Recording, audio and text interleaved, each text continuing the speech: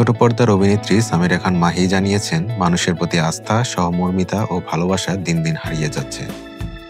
তার ভাষায়, সময় মানুষকে যেন সম্পূর্ণরূপে ভিন্ন করে তুলেছে।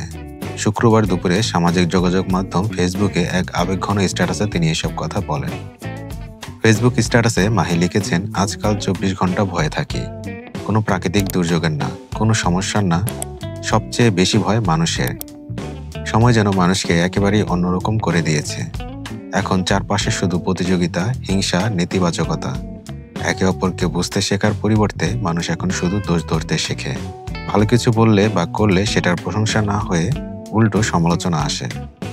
অভিনেত্রী লেখেন, আমরা এমন এক সমাজে বাস করছি যেখানে মানুষ আনন্দ ভাগাভাগি করতে চায় না, বরং কারো সুখ দেখলেই কষ্ট পায়। সমর্মিতা হারিয়ে গেছে, জায়গা নিয়েছে বিচার আর হিংসা। আগে যেখানে প্রতিবেশী মানেই পরিবার, এখন সেখানে অপরিচিতর মতো আচরণ। সবচেয়ে কষ্টের বিষয় হলো, আজ মানুষ মানুষকেই ভয় পায়।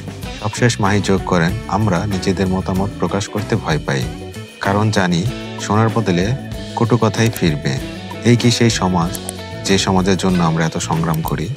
কোথায় হারিয়ে গেল মানুষের সরলতা, ভালোবাসা আর মানবিকতা? মাহিরের কথাগুলোর সঙ্গে একমত তার ভক্তরাও, কিন্তু অনেকে আবার এসব গুরুত্ব সহকারে নেয় না। ফলে মাহির পোস্টে অনেকে হাসির প্রতিক্রিয়াও জানান।